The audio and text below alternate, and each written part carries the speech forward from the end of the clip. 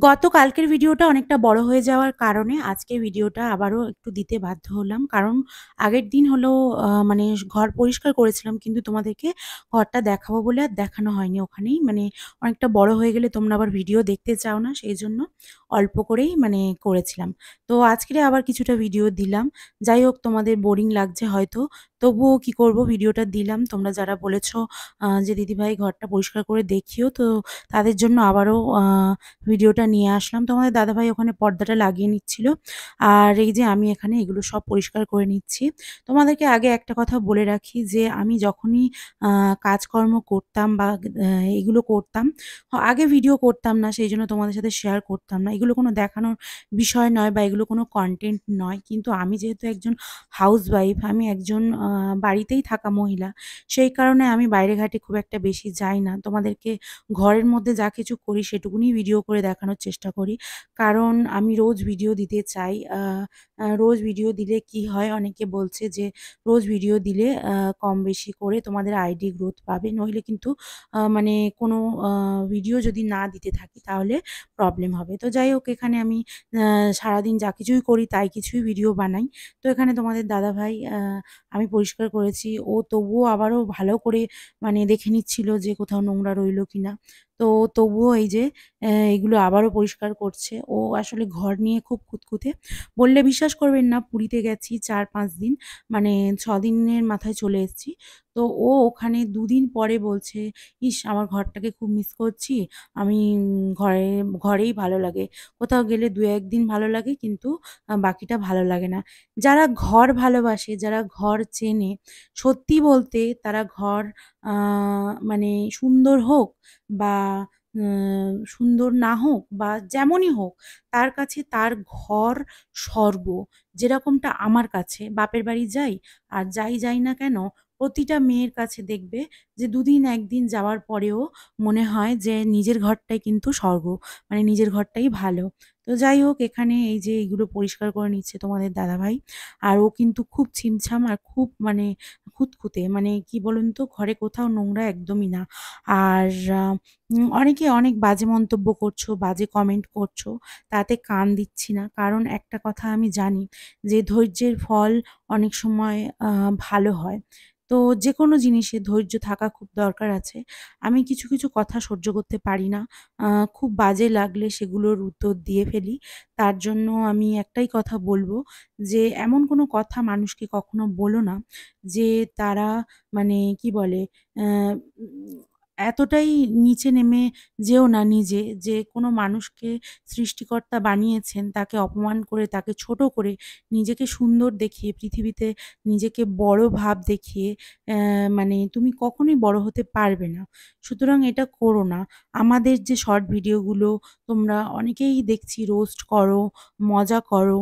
কিন্তু সত্যি বলতে অ্যা আমি এটুকুনি জানি, উপরওয়ালা আমাদেরকে অনেক কষ্টের সম্মুখীন করেছে, অনেক খারাপ জিনিসের সম্মুখীন করেছে। কিন্তু আমাদের সাথে কখনো খারাপ করেননি। যতটা দেখেছি অনেক ভালো আছি।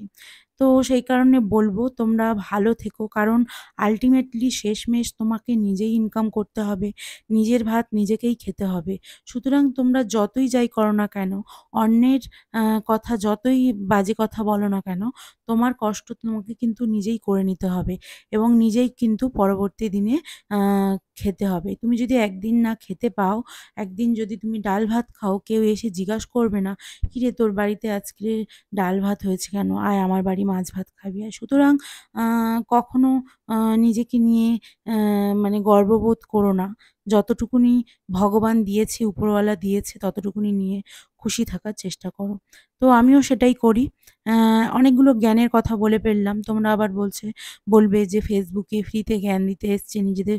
আবার অনেকে বলে এক্সারসাইজ দেখাচ্ছে, আ এক্সারসাইজে আবার জ্ঞান দিতে এসছে। নিজের শরীর ঠিক নেই, নিজে মোটা, তবু আবার ব্যায়াম দেখাতে এসছে। কিন্তু যাদের মানে দরকার নেই তারা নিও না।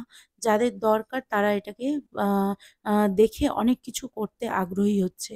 যারা কখনোই এক্সারসাইজ করতো না, যারা কখনোই ডায়েট করতো না, যারা কখনোই আ সুন্দর লাইফস্টাইলে বাঁচতো না, মানে অনেক খাওয়া-দাওয়া, পেট ভরে যাওয়া, অল্পতে পেট ভরে যাওয়া সত্ত্বেও অনেক বেশি খেয়ে ফেলতো।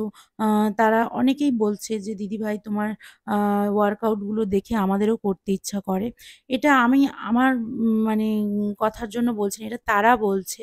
তো তাদের যদি আমি একজনেরও এই যে উপকার করে থাকি, বাতের ব্যথা, কোমরের ব্যথা যাই থাকুক না কেন, যদি মানুষ একটু করে এক্সারসাইজ করে, একটু করে খাওয়া-দাওয়া কম করে, তাহলে তো অনেক সুফল হয়, তাই না? মানুষ করতে চায় না কিন্তু আ যখন কেউ দেখবে সামনে করছে, আমরা বাড়িতে কি হয় একা ওয়ার্কআউট অনেকে করতে ভালো লাগে না। কিন্তু যখনই আমরা জিমে যাই বা কোথাও ইয়োগাতে যাই বা সেখানে দেখবে অনেক মহিলারা একসাথে করেন।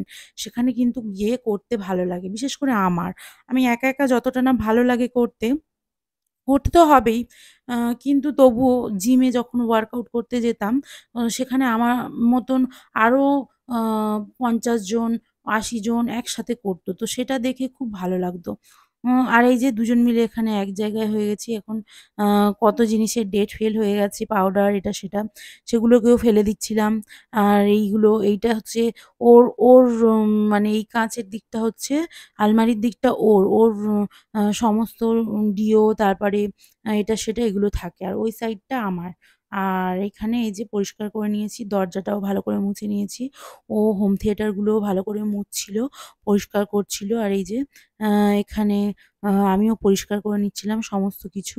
ওর দিকটা ও পরিষ্কার করেছিল। তো যাই হোক আ এরকম কিছু না ওর দিকটাও পরিষ্কার করবে। মানে ও বলছিল যে, "তোমার কষ্ট হচ্ছে আমি করে নিচ্ছি।" বলে ও অনেকটাই করে নিয়েছিল। আর এখানে দুজনে এবার বিছানা পাতবো। ও বলছিল, "পরে পাতি।" আমি বলি, "না, একেবারে কষ্ট হচ্ছে যেকালে হয়েছে সেকালে বিছানাটা অবশ্যই পাততে হবে। খালি বিছানায় থাকতে একদম ভালো মানে উম চাদর পেতে থাকতে একদমই ভালো লাগে না। তো একটুখানি ধরে দাও।" তো আমার বরমশাই কিন্তু প্রতিটা কাজে আমাকে হেল্প করে। আর যারা বলছো আমি এরকম বর পেয়ে ভাগ্যবান তাদেরকে বলছি, এই বরকেই সবাই অবহেলা করে। আমার জায়গায় যদি অন্য কোনো মেয়ে হতো এই বরকেই পছন্দ করেনি। তো যাই হোক জীবনে অনেক কাহিনী থাকে, একদিন বলবো। কিন্তু একটা জিনিস মনে রেখো, গোবর গাদাই পদ্মফুল ফোটে। ঠিক আছে? তোমরা অনেকেই কমেন্ট করেছো। আমার কমেন্ট বক্সটা চেক করলে দেখবে অনেক মেয়েরা বলেছে যে, এরকম বর পাওয়া ভাগ্যের ব্যাপার। অথচ সেই মেয়েরাই এরকম ছেলেকে বিয়ে করতে চায় না। কেন বলুন তো? বা মোটা মেয়েকে বিয়ে করতে চায় না। কেন বলুন তো? সেই কারণে বলছি যে, জীবনে অনেকটা পেরিয়ে এসেছি, অনেকটা পেরোতে হবে এখনো রাস্তা।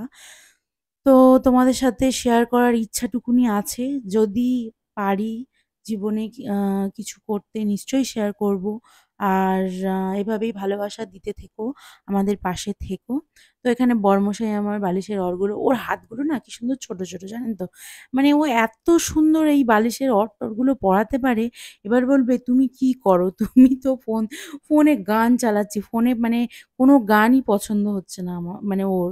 একবার একটু এই গান, একবার একটু ওই গান এই চালিয়ে দুজনে হচ্ছে। আর এই যে এখানে কমপ্লিট হয়ে গেছে বরমশাই ওখানে আবার আ পর্দাটা লাগাচ্ছিল লাস্টে।